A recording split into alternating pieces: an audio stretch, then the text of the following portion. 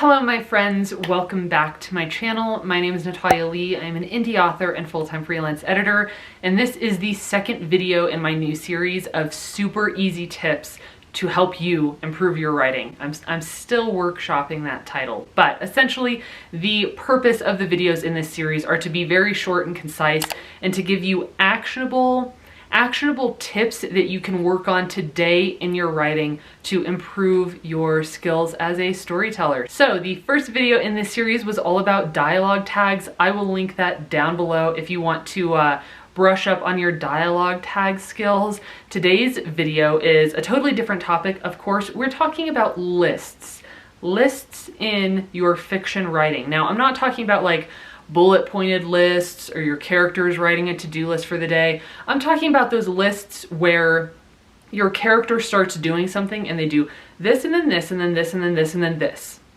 And then we move on with the action. So I'm gonna give you some tips about that. We're gonna talk about lists and why I don't like them. And let's go ahead and just dive right into the video. Okay, so lists. I see lists often in the manuscripts that I work on, and it's not that there is anything grammatically wrong with them. They're not incorrect. It's not an error to use a list in your writing, and every so often a very brief list of maybe 2 or at the max 3 actions, those are just fine. Your reader isn't going to notice them. But I'm talking about lists that go on and they jump out to your reader and the reader goes, wow, I'm noticing this and it's pulling me out of the story. So let me go ahead and give you an example of one such list. The woman climbed into her car, tossed her purse in the seat beside her, slid on her sunglasses, and put the key in the ignition. So there's nothing wrong with that sentence.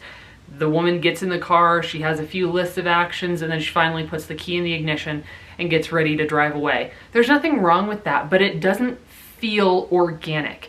To me, it feels a bit amateur, it can feel clunky, and it can come across as lazy writing because instead of taking the time to decide which of these actions are important, which of these actions do my readers need to see, and then the ones that the readers do need to see, how do I elaborate on those if necessary? How do I write them in an appealing way? Instead of that, it's just they did this, this, this, this, this. Now we can move on with our scene. So that's one of the reasons that I really don't like lists. They jump out at you. The reader is going to notice them. I certainly notice them. So now we're going to look at that same list, but I have rewritten it just slightly. I just tweaked it a little bit so that the character is still doing those same actions, but it's written in a bit more of an appealing way. Here we go. The woman climbed into the car and tossed her purse in the seat beside her.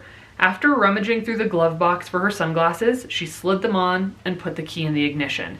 That is taking the exact same actions, getting in the car, putting down the purse, putting on the sunglasses, and then putting the key in the ignition. Same 4 actions, but it's written in a much more appealing way. It's not just she gets in and does this and does this and does this and okay, now we can move on. It's all right, she gets in, she puts her purse down, she has to rummage through her glove box. So even that could tell us something about the character. Does this character have a messy glove box? Is it difficult for her to find her sunglasses and she has to dig through all of the crap that's like falling out onto the, the passenger side floor? And then she finally finds them and now she can drive away. These little details are a great way to show readers relevant information about your character instead of just, here is a long list so that you understand what's going on and now we can just move on without me having to elaborate on any of these actions. We're slowing down, we're paying a little bit more attention, and we're using every opportunity we're given to show the reader something important about the character. Even if it's just, she throws her purse down, maybe I could have even edited that a little bit more, and maybe when she throws her purse down, something rolls out of it, things fall out. Maybe she's in a rush, she's panicking, she's rummaging through the glove box. These actions and the way that the character moves through these actions show us important things about who they are and what they are experiencing. So in a way, this could also fall under my favorite gigantic umbrella of show versus tell. That's one of my very, very favorite writing tips, and I still need to do a video on it. It's just such an immense task that I have to like really prepare myself to talk about show versus tell. But there you have it, my friends. go through your manuscript and see if you are doing this thing where you are just listing out a lot of different actions.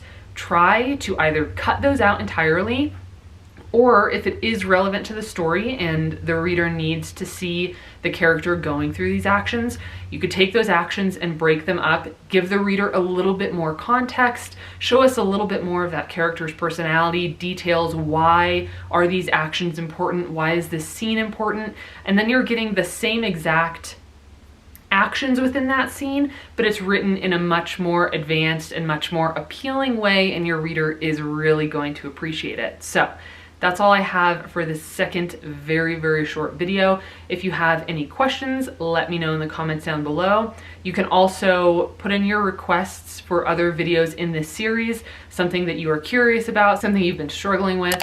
If you think that I can box it into a very concise, like 5-minute video, please put it in the comments down below, because I'm going to try to start putting out a ton of these videos. They're fast and easy to film, they're fast and easy for me to edit, and then I can get them up for you so that you can start improving your storytelling and your writing right away. All right, my friends, that is all I have for you today. Thank you so much for watching, and I will see you in my next video. Bye!